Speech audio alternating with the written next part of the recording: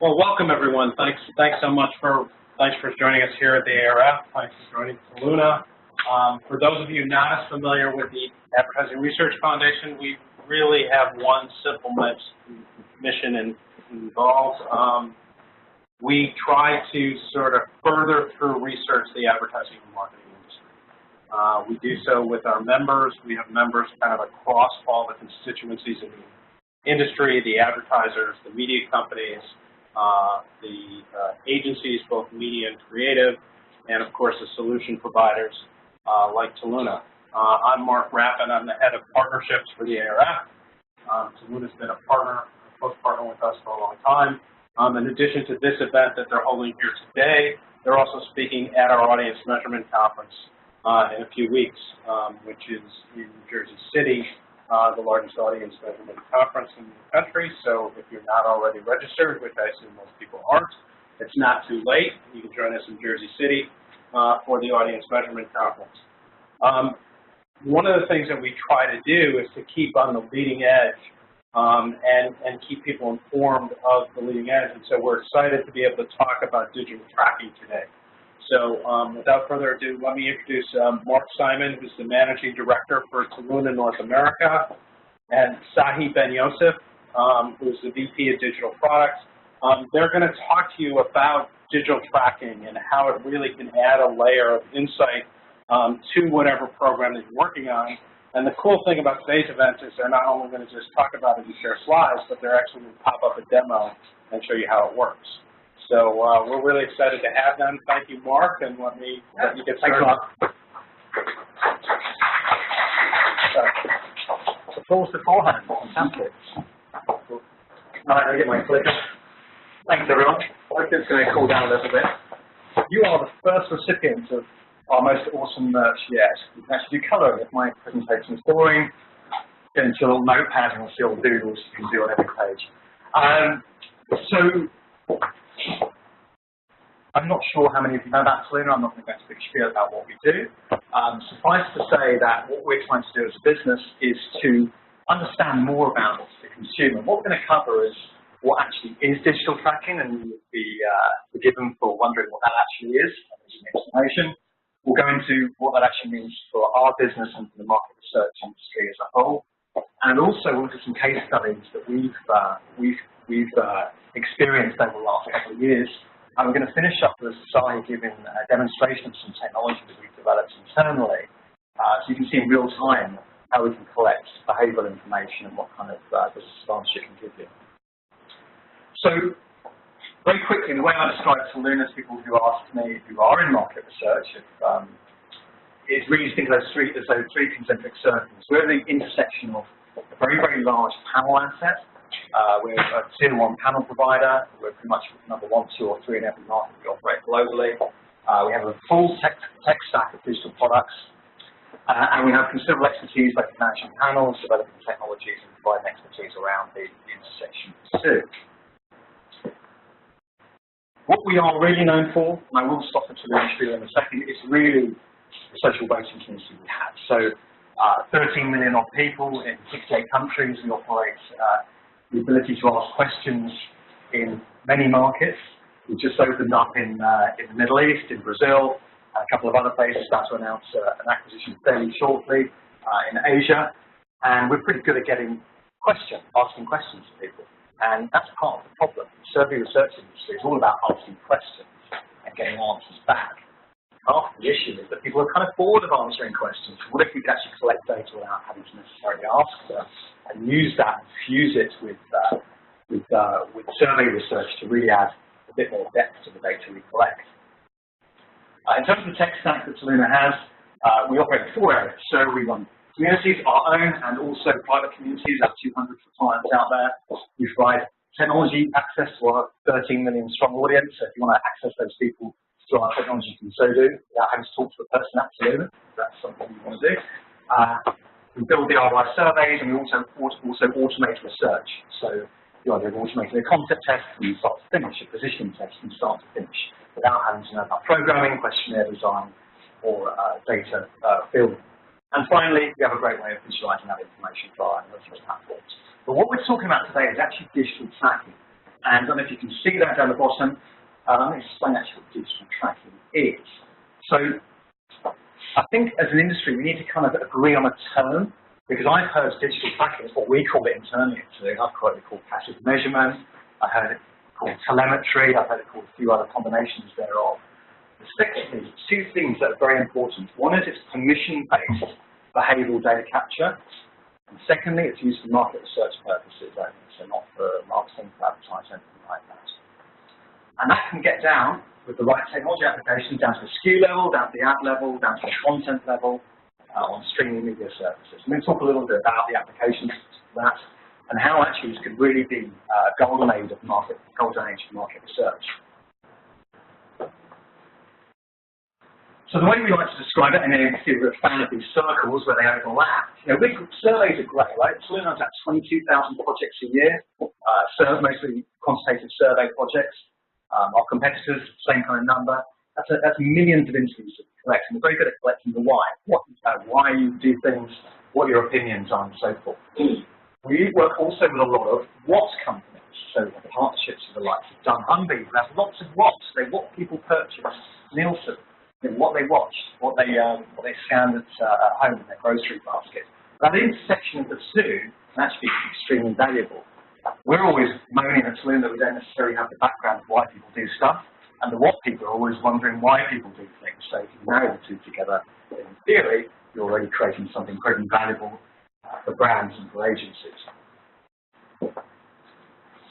So just quickly, has anyone here actually engaged in any kind of digital tracking, passive measurements, telemetry type projects before? Nobody? 2 people there, 3 at the back, okay. If you don't count. Counts works actually. It's a very emergent activity. If you've done 10 projects in this area, you're a veteran. So first of all, if you haven't done it, don't worry, you're by no means in the minority. If you've done a few and they've been really challenging, equally, don't worry, because this has been figured out, don't worry. But this technology space is changing all the time. We're seeing that every month that goes past, new capabilities of understanding digital behaviour and fusing it with the why, with the survey research. So what we like to describe is it actually swaps questions with answers. So asking loads of questions, you actually got answers without asking them at all. So if I was to ask any of you here which iPhone or which phone you had, there's a pretty decent chance you'd get the right model, right? iPhone 6, iPhone 7, and Galaxy, whatever. If I asked you which software version you had, probably not so much. If I asked you what the capacity of your phone was, probably fairly inaccurate data or you wouldn't know. So we actually get down to very accurate profiling by understanding device properties that our members who are big SACs have. Secondly, from a segmentation point of view, not only do we understand the device you've got, but we actually build out these segments. So so I've got an iPhone 6, it's 64 gig. It knows that I also have an old mobile iPad. I shop for electronics on Amazon and Best Buy, and I have certain other behaviours based on my web activity. And it can be fantastic for targeting as well. So not only can I get someone in a behavioural sense, I was shopping for a new computer, and I was exposed to a Surface Private ad for immediately serve up a survey. Not immediately, of course, that should contest recall of that ad. If I go ahead and purchase that computer, you actually understand what my experience was using that device, what process I went through to purchase that, and whether I like it compared to the previous computer that I've had. So this has really come from a company that we acquired last year, a company from actually a Nielsen incubator in Israel, and we've done quite a few digital tracking, passive measurement projects over the years, and we believe that our value was having a large audience of people to track, but also we wanted control of the technology. So we acquired this business from Nielsen. But I'll be honest, when we first bought this technology, apart from going, this is really cool, we weren't completely sure what the research applications were going to be. We knew that there was going to be interest in advertising measurement. We knew that there'd be interest in path to purchase. But at this early stage, it was actually quite hard to figure out where people wanted to go with it. So what we've done for last year is really talk to, I'd say, probably now hundreds of customers about where their demand areas are. And what we're seeing most frequently is understanding ad measurement, media consumption, stuff that's not necessarily easily measured through more traditional methods, and also paths to purchase, the journey you go through before you actually convert to buying a good or service. So let's cover a little bit about the behaviour itself. As a panel business, we know an awful lot about our members, and any panel business worth its salt will actually have hundreds of data points on their members. Helps with sampling, helps with profiling, helps making sure you get a representative sample for market research studies. And all of these things Steve has told us about himself. And some of them will remain accurate forever. Some of them will not. Some of them will change fairly frequently. But with digital tracking, what we can actually do is understand a whole lot more about Steve than it was previously possible to do.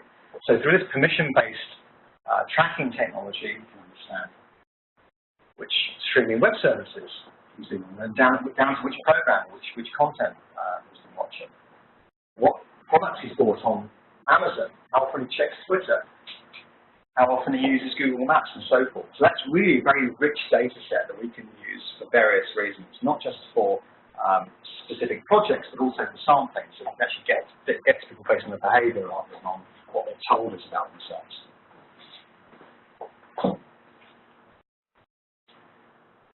What it's also pretty good at doing is building out a day in the life, or picture, a real portrait of this individual. Steve may actually, this is obviously something we've just kind of designed for this purpose, but we can see the flow of Steve's life. He's actually shared this information, but don't forget it's permission-based. We're not tracking this furtively, we're not tracking it without his permission. And we can understand what Steve is doing at different points in the day. We can understand how what his social graph looks like, what news sources, media sources he's using, which e-commerce and shopping services he may be participating in. Again, this is very useful for us. It builds up a picture of that person. And these days, when we run one of our 22,000 projects a year, although we can normally profile that audience that the client wants us to get to, quite often we can't, right? We can't get down to the audience they're after because it's based on behaviour or it's based on some kind of attribute that we don't actually collect. This has given us, from having a few hundred attributes to target our sample on, to having literally thousands, even tens of thousands. But what it's really good at is actually getting the data right.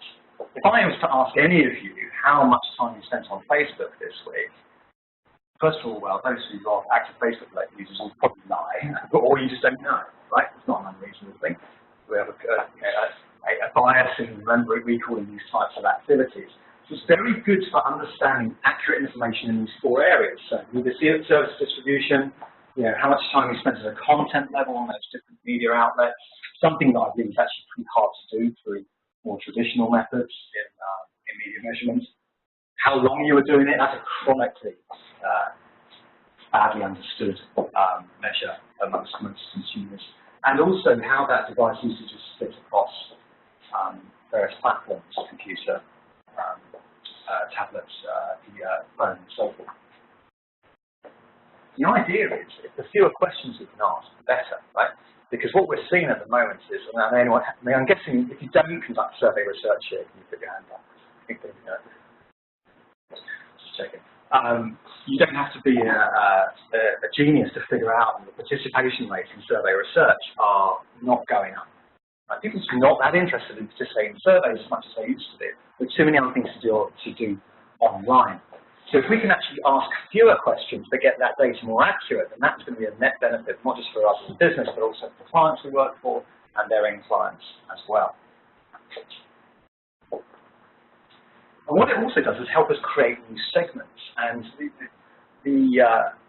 with the increasing use of technology, the idea that you can personalize messages to individuals these days is something more than expectation. I'm giving up information about myself all over the web. I'm leaving a footprint, whether it's social media data, transaction data, geo data.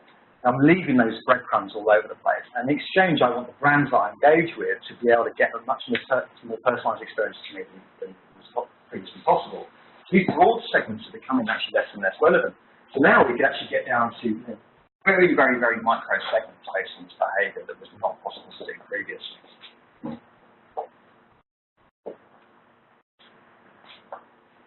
And This is very interesting. This is the idea of path to purchase. Now, we're at the ARF, where it's predominantly focused on advertising measurements, so I won't do too much on this, but it does actually highlight some capability that I think is very relevant for hopefully for people in this room. With this technology, it is possible to understand in-app activity, in-app behavior. At the moment, most passive measurement telemetry type activities will only allow you to go down to which apps you have and maybe how much time you spend on each of those apps. But what if you could actually get down and understand what people do once they're in Amazon, what they search for, what they're exposed to, which products they convert with. And here you've got an example. You go onto Google, you search for perfume, you see some various products you're interested in, click on the link, takes you through the Amazon app, flicks you straight into the app. Within that, we can analyze the click-string data to understand what you bought, what you looked at, what you maybe took out of your basket and didn't convert in the end. And then we can generate a survey right afterwards to understand more about the experience that you just had. So it's combining the why and the what that we talked about on the first slide. And what we're seeing here is some very interesting capabilities. One is understanding sequencing and segments. What's the kind of the series of events that people go through before they make a purchase. And don't forget, this can be applied to the advertising industry. It could easily be, is there any impact affected from being exposed to an ad, but also for competitor analysis. So if you are a retailer and you want to figure out what people are doing on the retailer's app, Extreme, then this, in theory, is totally possible. There are some limitations, which we'll maybe get into in the discussion with Sahi, but certainly ones which are not considerable.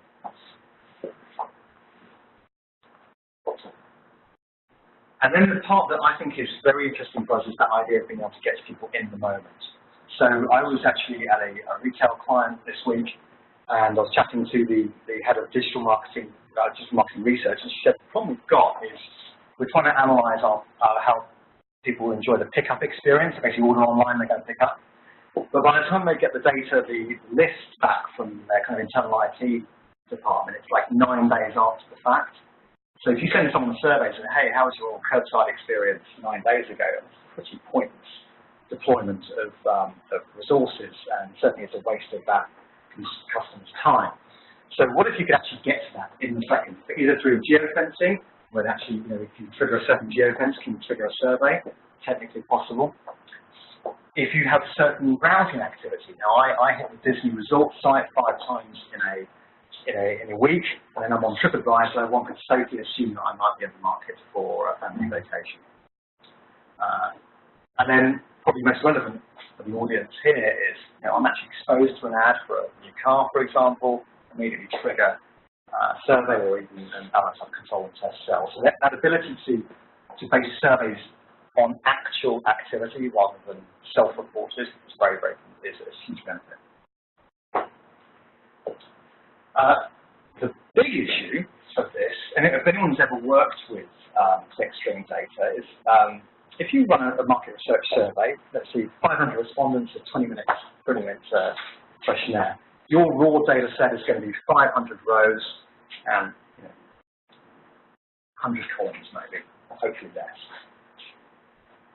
Raw data from 500 people for even a week or a day would run into millions of rows of data because it's actually at a packet level. So knowing how to actually take this information and create something useful from it is really, really critical to this type of activity. And Sahi might talk a little bit about the challenges involved with doing that and what we're trying to do.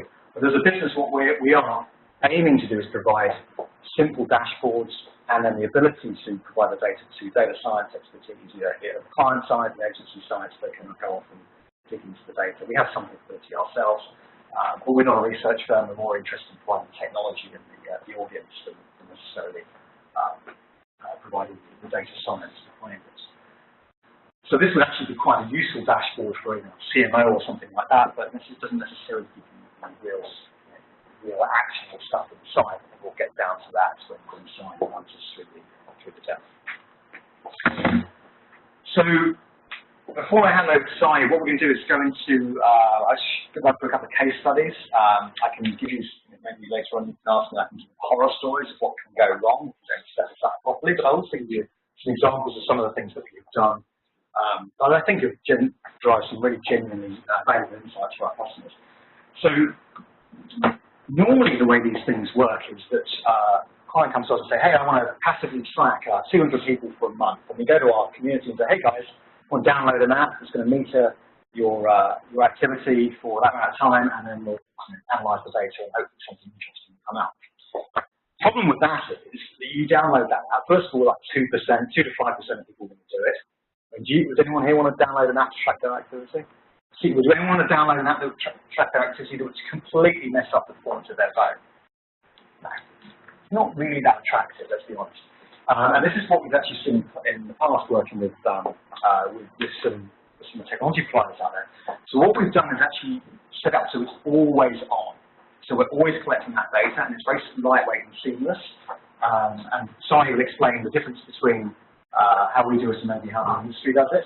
But what we did is just organically, we collected near 250,000 devices where people agreed to be tracked in 3 months.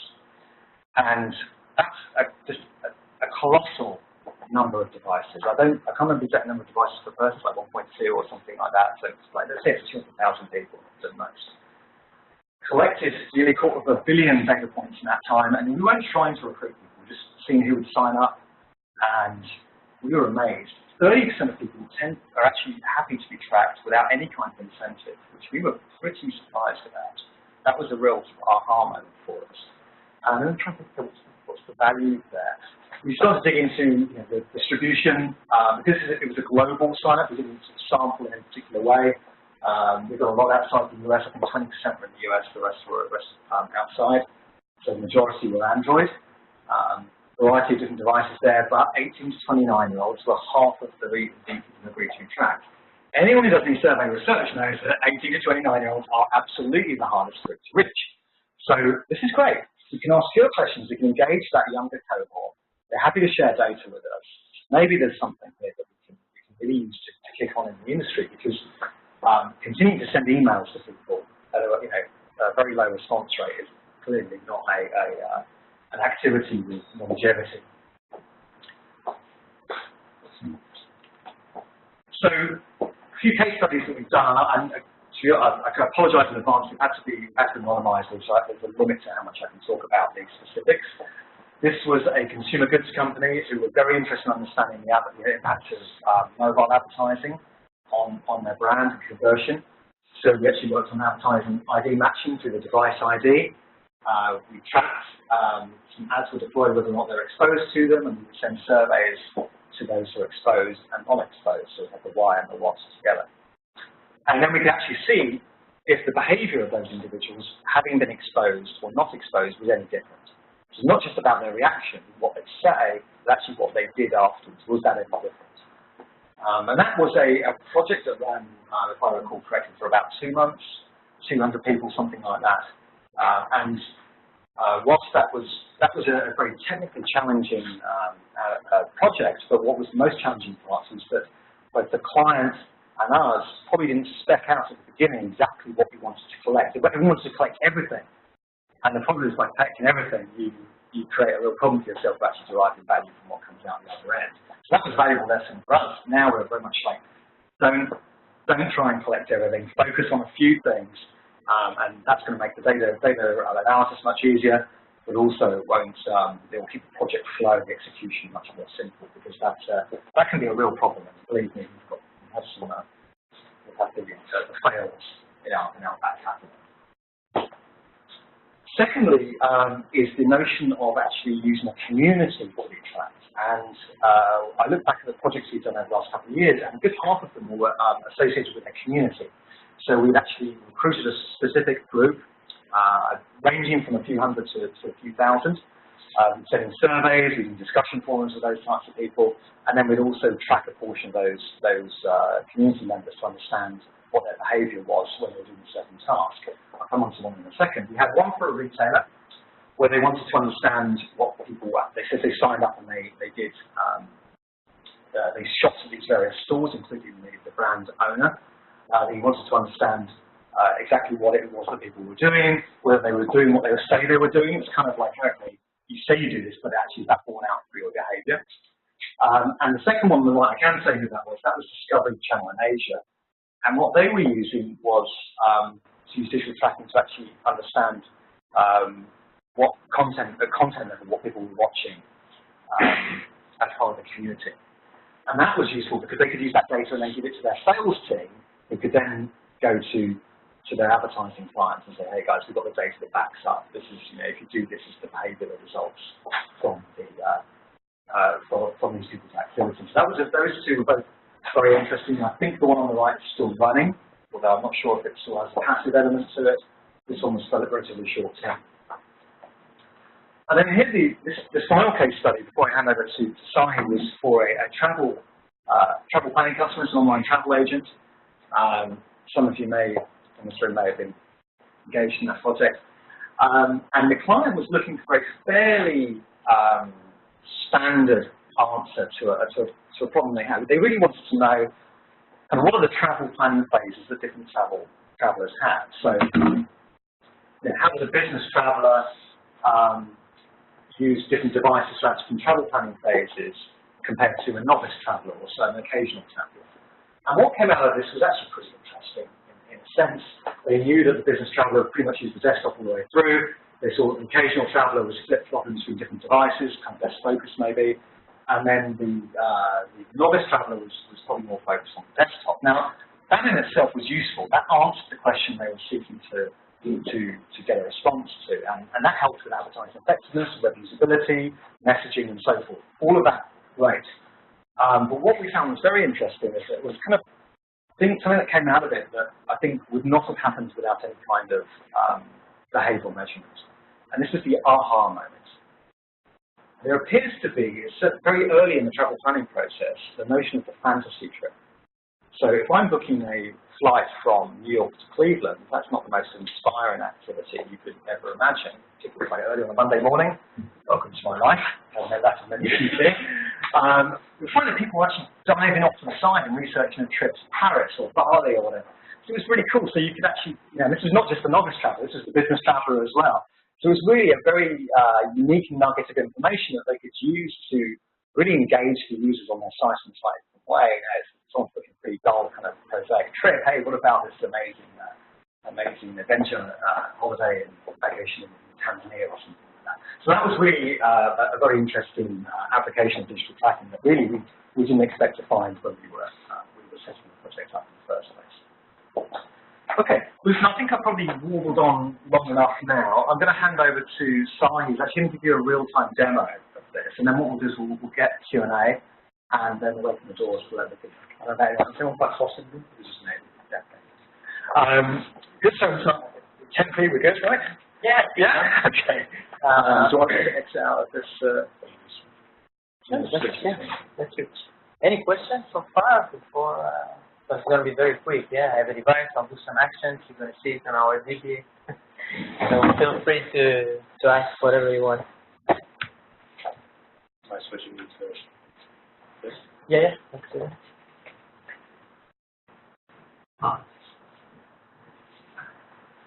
Yeah, there you can see. That's a lot of information. You don't need to dive into each of the columns here. I just want to show you something. This is our real DB at the moment. We just open a window using this program to see what kind of data is coming in when we are doing some action. So the solution, as Mark mentioned, we're able to install an add-on to our mobile app on both smartphone, tablets, both iOS and Android, and also on computers, laptop, desktop, whatever. And that allows us to do all sorts of cross-platform measurement because we can link each action to each device, to each member. So even if we have members that are using 2 or 3 devices, we're able to connect all the different actions, divide them to different categories, platforms, in order to create the different tasks we want to present. So what you can see on the screen actually are the top table here is the in-app actions, where you can see, can I move it? Let's see. Yeah. So the top table here is like our ability to see in-app activities. So for example, you can see the actions here, like Amazon Buy, the name of the action. I think this is pretty unique to us, where we are looking at things as actions and not only as full URL. You might see some solutions that can provide something like this as the solution, like we did an action, gets the full URL, but I guess this is very hard to understand or to extract out of these rows the actions that the user really did. And for some of the rows, if you do not handle the traffic as we do, you cannot see the action itself, like the purchase, add to cart, remove from cart. These actions are a bit more sophisticated in the way they work. So it's not just sending a request and getting the information. And here you can see it in a very readable fashion. And what we are sharing with our partners or clients is a readable row data. It's something that you can understand. You can see respondents, their demographics, their digital attributes. Then you can see, in terms of digital attributes, like everything like the carriers, operation system, advertisement ID, app list, their entire app list, and of course the traffic component, where we are able to see to which sites that we're browsing to, how much time they spend, provide the classification of these domains. You can see the different categories they're using, and then you can split it by, for example, day of the week and also the part of the day. So you can actually see that on Monday evening, most of the travel industry online actions are happening or something like that. And here is like an example of all the DNS requests that we are providing, all the sites that you are browsing to. And I think this is the most exciting one, where we can see real action. So my phone is one of the devices that is monitoring under this project. So I'll go, for example, to my Google search. I'll try to do something like Mark is the best, because he's paying me myself. And I'll refresh the database. That should work pretty much immediately. Yes, so you can see Mark is the best. I'm using Google search. I'm using my phone. And when I do it, it's like in real time, just sending the actions to our system. I can check another example here, like using my Amazon native app, for example. So I'm going to Amazon. I'll look for toys for kids, but this is what I do usually when I'm abroad. And then I see some products here. I can scroll, and then I'll try to choose one of them. Now I'll refresh the screen. And then you can see that I did an Amazon buy action. Search was toys for kids. I'll try to add to cart one of the elements here. Let's edit to cart.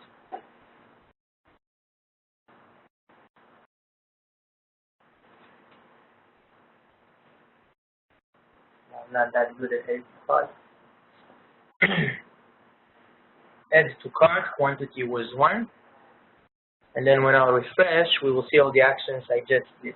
So what I did is I go to Amazon, I view a different project, I view different products within the Amazon, and then I add one of them to cart. So what you can see in the traffic is these things, like, for example, add to cart something, adject something, you can see something with SKU, but not exactly what we did. You know that we came from a search terms called toys for kids. But this is very hard to take it to the next level, and what we're trying to do is actually to take it to the next level, which is providing it in a very granular level. So you can see the name of the product, the pricing, even the image if you want, the SKU number, if we add it to cart, what currency, what was the price. And if I'll continue to check out and purchase, we will see it in a different rows. But we run out the budget for demos and purchasing. But I can find the activity here as well. And we can see here that this is like the live extraction of all the activities. So you can see we know the local time of the device, UTC, we know the day part, service, the action itself. And if I'll go back I can show you some more examples from other services and other devices. Or if you want to see some specific stuff, we can take you through. But there are a lot of Amazon here, a lot of YouTube here. Let's see a Netflix example maybe as well we can see here. It's like an endless list. We are monitoring dozens of devices right now, so you can see all of them here spreading within the tables. Any specific questions regarding this, or you want to see more stuff? I do. So it's probably twofold, but one, so I see that you're looking for a lot of the actions were Amazon. Can you also see if someone's on Target.com or any other e-commerce sites? Yeah. Anywhere. Yeah, we are at the moment we are focusing on two main verticals to do this granular level. We are focusing on e-commerce activities and video activities. So we have a wide list of services. We have like the top e-commerce services and the top video services. For example, YouTube, Netflix, Hulu, Amazon Video. And for these services, we are providing what we call the in-app. But the sequences, pattern, time spent, you can see on the entire web. And I imagine, so the inverse of that is instead of tracking an audience to say, what are they doing? Can we backtrack and say, how many people bought body wash? And then go backwards from there? The challenge, I think, will be in terms of the sample size, because we are tracking people. We're starting by recruiting a group of people, and we're tracking everything we do based on these capabilities. So let's say if the group was 500 people, so we can see what they did, and you can play with the data whatever you want, but we don't see like 10,000 or 2,000 in that level. We need them to agree to participate in this type of project, to install the add-on within our app, within the Luna app, and then we're starting to track. Do you have anything on YouTube so you can see what we can track is that people will watch the pre-run and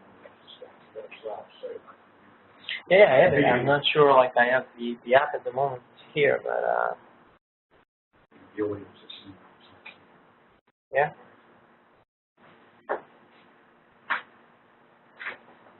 Yeah, I can do that. So I can search, for example, I don't know, Adele.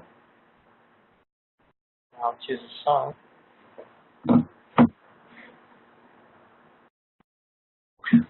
We usually don't do that. So it's like, it's only for you guys who are actually open the DB here.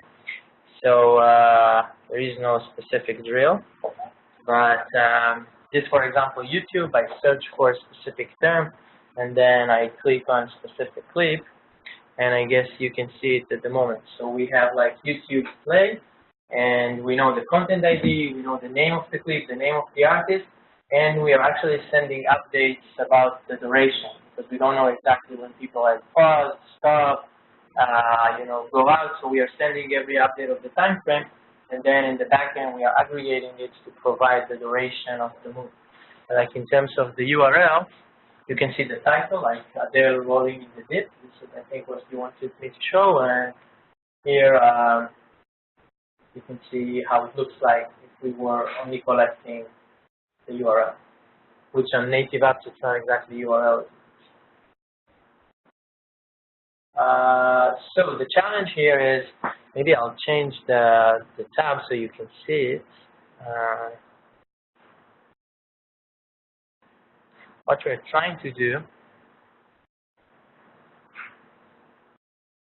is actually to take it all the time to the next level.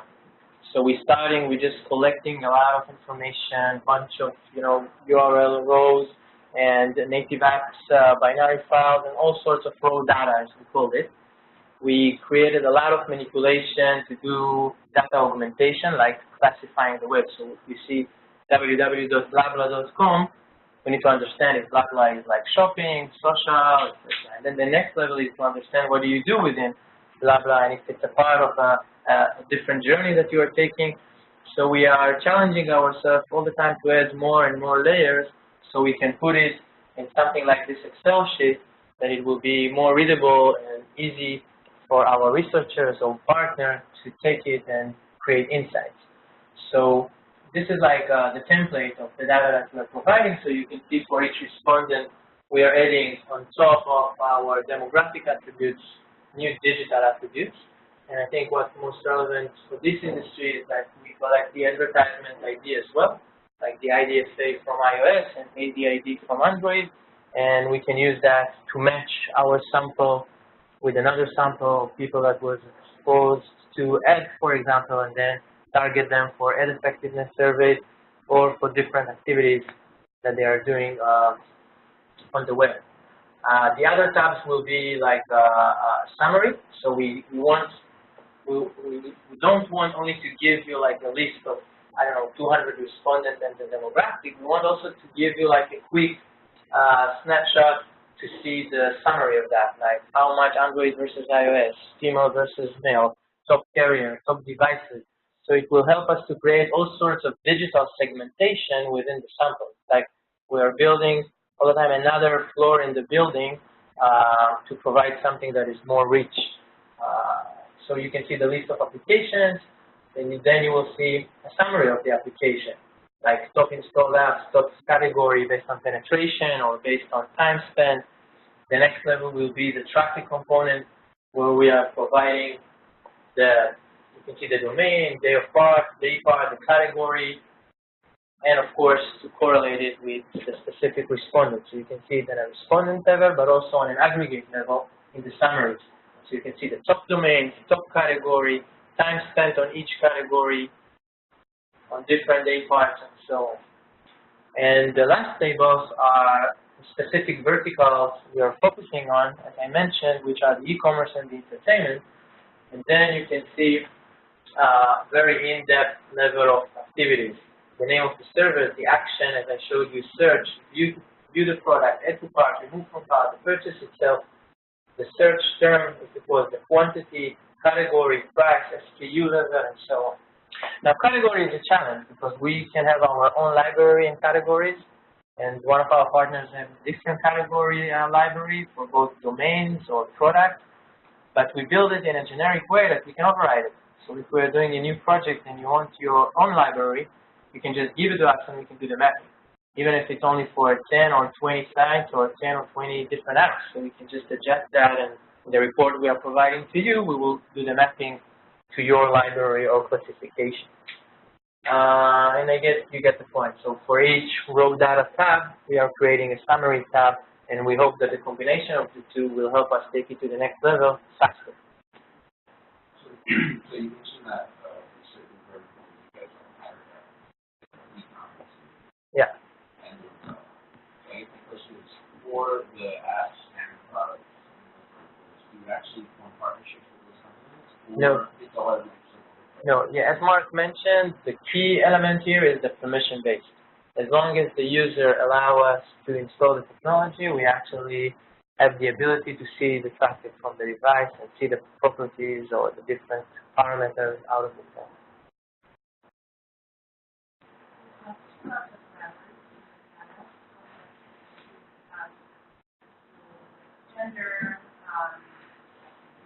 Yeah, that's only an example. We are collecting, I think, hundreds of different parameters based on different profile surveys that we are sending to members when they just register to our community. So the 13 million people that Mark mentioned, we probably have on some of them 100% coverage on the parameters we want, on some of partial. So we're sending a lot of profile surveys. We want to put each one of the members in different segments.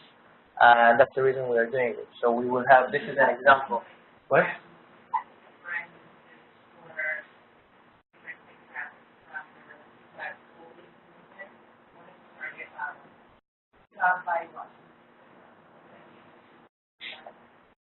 But it's something that's not physical, and that track that behaviour in self-reporting. So we do ask, and actually I can't remember questions, we have sort of sites of several hundred. So we'll know about category and usage. What we will be able to tell on this is whether people go on to Amazon or Target and purchase on launch. Yeah. But one of the methodologies we're using is actually our recruitment surveys, and like the ability to screening the sample we are going to digitally track them. So we can start by asking, 2,000 people very quickly, are you a Dove user, are you a Dove buyer, blah, blah, and build a sample based on these questions. So in a way, the entire sample will be a Dove user, and then we can learn if that's true, if they buy Dove online, and so on. Sure. It seems like a lot of the questions like research focused. To answer this question, like my better find out the website is there any use case that you guys support where by contracting the users and they're about to buy some product, but they don't have any kind of card management time? You get a notification and blast out a potential discount? That's a great question. So actually just, this is so that not training. So we want to sleep by my cancer as my programs. If we're doing that and we're offering promotion or products, then that's a big conflict with that. And actually part of the truck agreement on these is that they want to test those. However, the extension to your question, if someone's abandoned, they get that particular product, they were on Amazon, and you look at a certain survey, understand why they don't do that. That could be used in communications and messaging. That's the kind of gap that falls in that situation. So I'll just show you. But that's the answer. Like we can do event-based trigger, as Mark shared with you, based on location, but also based on online activities. So we will be able to see different activities and then create a sub-segment of the sample to send them different surveys. And one of the actions could be remove from cart, or even remove from cart specific category or something like that, and use it to edit it. Any other questions? Or? What factors are there? So when you're looking at, you mentioned some methodology, are you doing it based on last ad exposure prior to somebody responding to questions, or are you looking at frequency and data? How does that data layer into that attending? So I hope I will answer your question, but we have two approaches that we are using at the moment with this capability. One is similar to, let's say, cookie tracking on computers, where you drop cookies on members and then partner with others or other publishers to see, matching and maybe to share more demographics. So we do that as well. But on mobile, when you advertise within an app, you cannot drop a cookie. So the ability you have is to extract the advertisement ID, like the IDFA or the ad ID, and we have that on all these 250,000 people Mark mentioned. So as we will go and implement the technology on a larger part of our panel, we will actually have a big amount of users with their advertisement ID, no matter if it's Android or iOS. And then we can use that to several actions. One is, to share that list with our partner and see if you have, an overlap there. And, 1,000 people that were exposed to specific campaigns, and then we can take that fact and use it to target them for ad effectiveness surveys. We can also create a group out of them and then start to measure them, now onwards to see different activities. Or if we are already tracking them in these levels, you can give us like the timestamp where they were exposed to a specific campaign that you are interested in. And this information that you can take either from you, I don't know each one of you, but either from you or from your media partner, and we can use that to our system and then show you the click stream after this timestamp, because you have everything here linked to a timestamp. I hope that was. So you don't have to implement any special strategies outside here. For the use cases I mentioned, we can do another creative idea, which is like taking specific ad servers or specific campaigns and add them to our whitelist, and then we will track them. But I think then we will have some challenges around the sample size. And I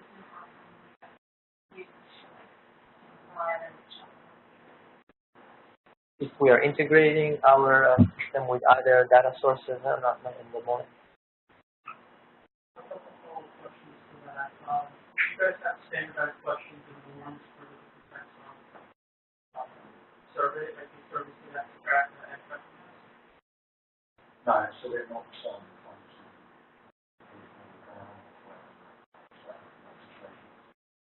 we do have also context sensing tool which has one and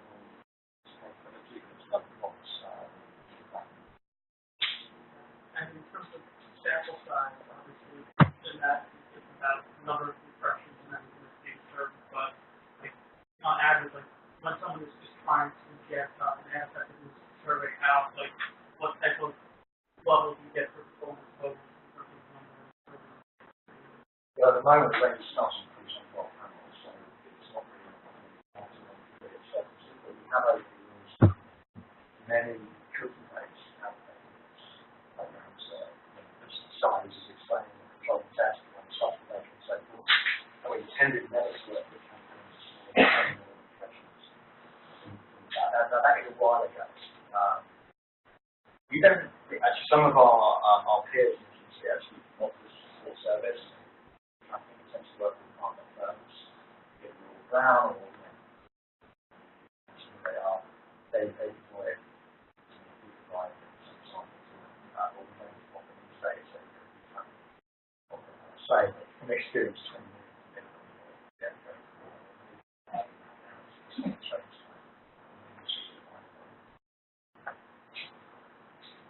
Yeah, sure.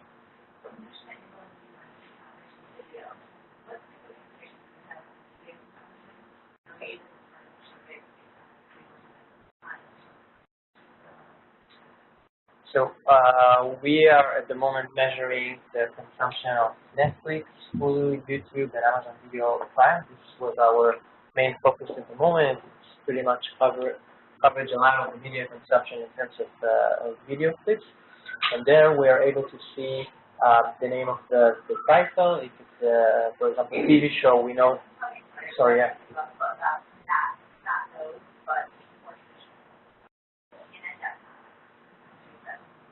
So we are able to provide all the fact that you are using it. It's like the domain level as I showed, so it will be part of the traffic table here. So we will know that you are using CNN app or service or browser. We will know how much time you spend on there. But as long as we didn't add it to our whitelist, we will not see in depth on mobile. On browsers and computers, it's different. We will provide the full URLs, and we probably will be able to see everything that you are doing in terms of like the articles that you are seeing or advertisement that you clicked on and stuff like that. Everything that has mark on the traffic. But native app is different.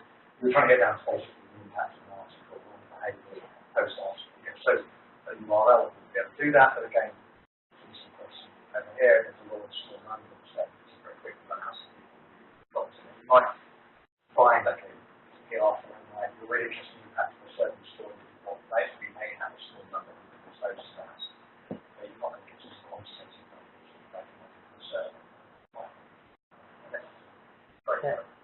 I think it's important to emphasize that we are able to make our whitelist bigger, and we are able to take the services you mentioned and provide the same level of granularity. But for us, we wanted to focus on specific use cases, be the best in class in, support in terms of scale, and not try to just provide the entire web and then the user experience is changing, the level of analysis is changing.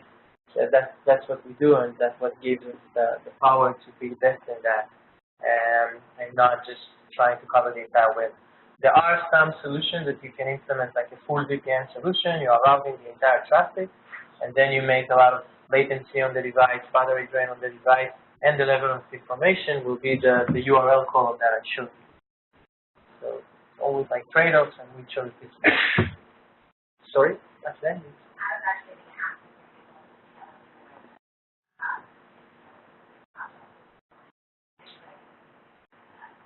Yeah, so we are focusing on that, but we are open to a conversation subject to, the amount of things we will need to support. Yes?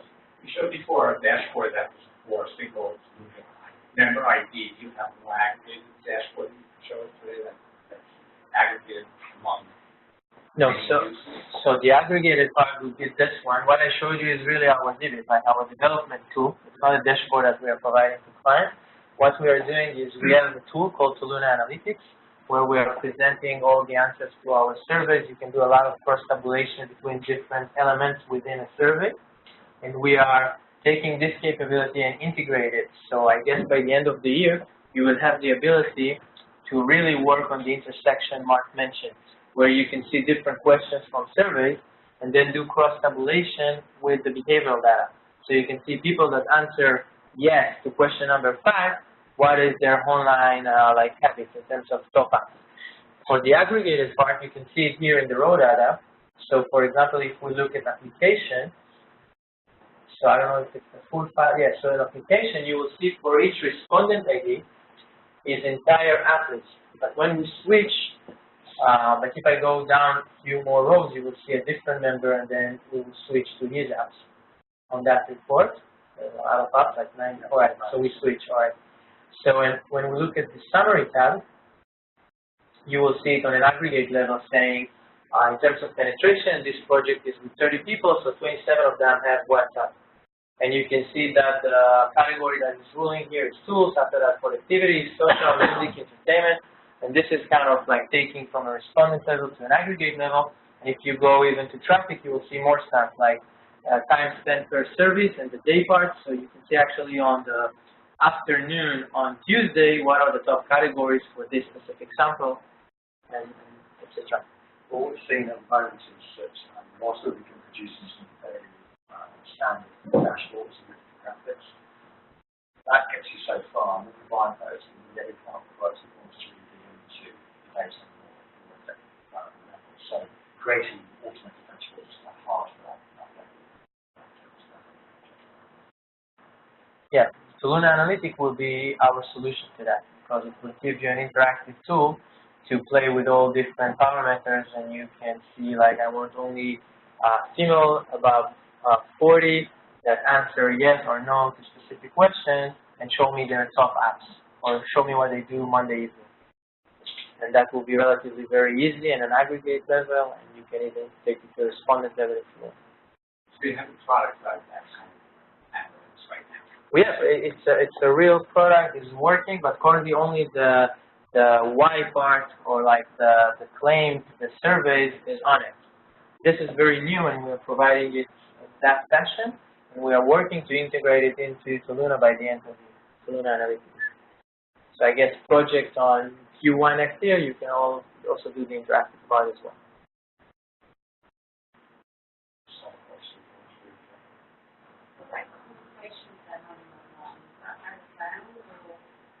I think yes, like it depends what we are defining as conversation, but we don't do social apps, we don't do in-app for a messaging app, we're not doing in-app for emails, nothing is going through us in that matter. Like we are very, very, we are keeping the privacy of our using and everything that relates to PII, we are very strict about that. But we have another tool that we are allowing our members to have conversation regarding a specific topic, which we call Quick Communities, but this is like another product and another context. But to see a conversation between you and your friends, we're not doing that. Yes, sorry. We always get this question every single time. Are you tracking OTT? So Apple TV is not to use. It's not our focus. Yeah, every time. Well, I mean, it'd be very difficult to imagine okay, there are enough mobile phones, smartphones, imagine how many smart TVs there are. They all have very slight properties. Although Apple TV is. Yeah, we can share with you. You know, when we founded the company that Luna was acquired, we focused on everything in terms of technology. That was our focus. But once you are within Luna Home, and you care about the panelists, and everything we do is to keep their environment as they used to, and the user experience is our #1 priority.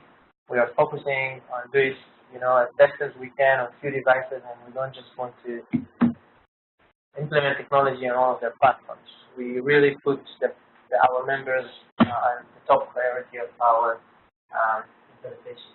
So when you recruit analysts, I noticed you have slides that 30% don't care about an incentive. What is your incentive to analysts to get to put on?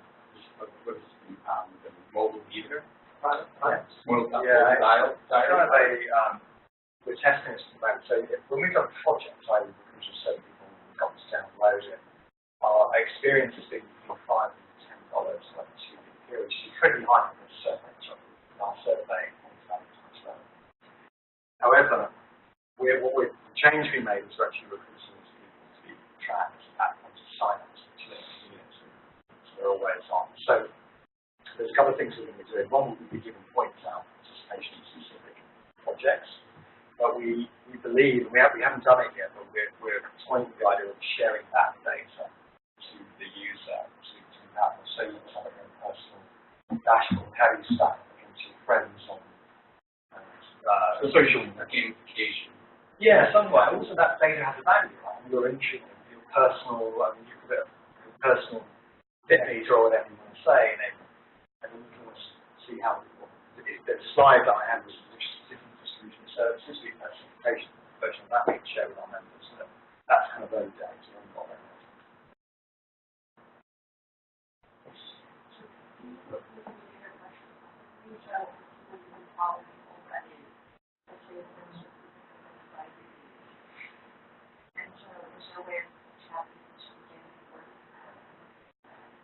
That's a great question. And it's actually another path that we are exploring in terms of like syndicated services and so on. But once we are tracking a member, we are able to see everything I showed you onwards. And of course, if you are coming in a period of time where we already monitor these people, yeah, we can see backward, and we are keeping all the data, we're storing it, and we will be able to extract based on timeline or to look backward and stuff. But I guess the fair answer will be we need to check it per case, per project. But if it's within the capability and it's in the period we measure a group of people, so yes.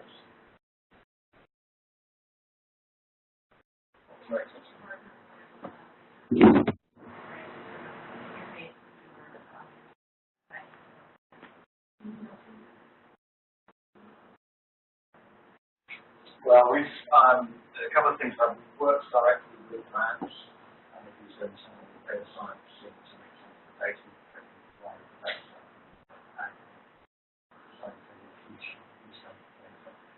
we've worked with research firms who have the analytics expertise to do this very simplified.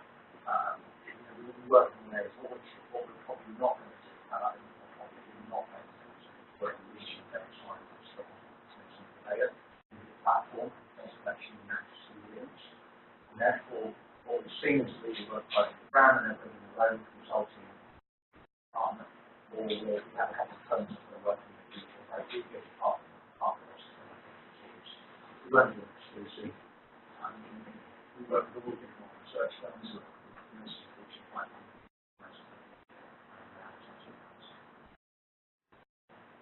And just to add to that, that's the reason we put a lot of efforts to take the technology to help us.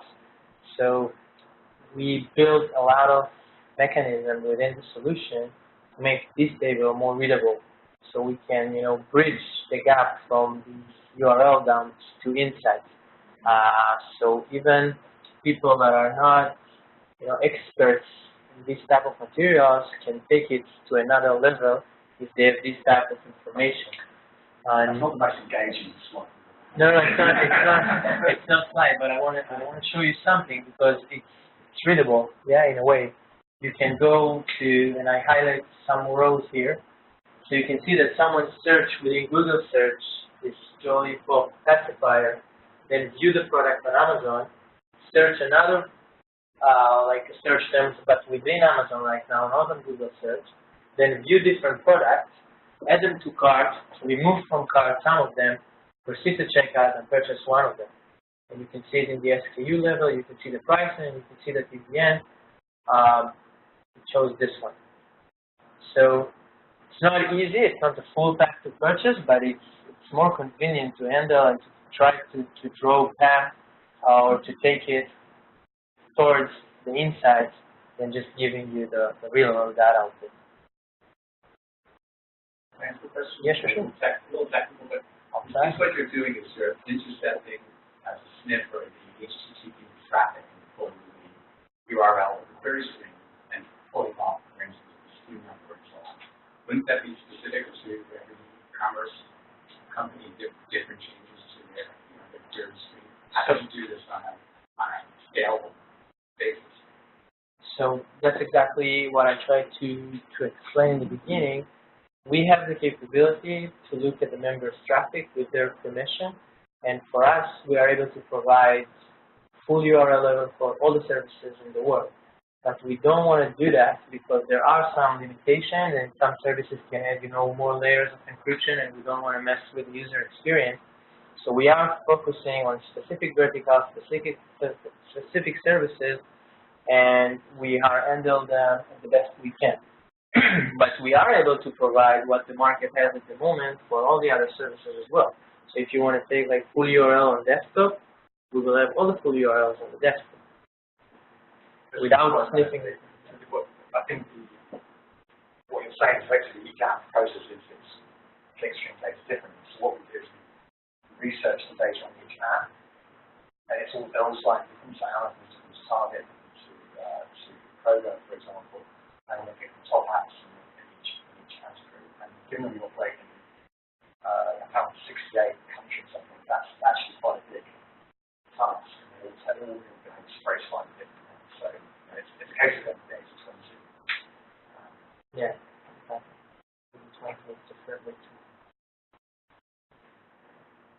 Thank you so much. Those are great questions. So I hope it was useful for you. I think we have Jen, we have drinks and food outside, so please stick around, help yourself, and thanks for coming. Thank you.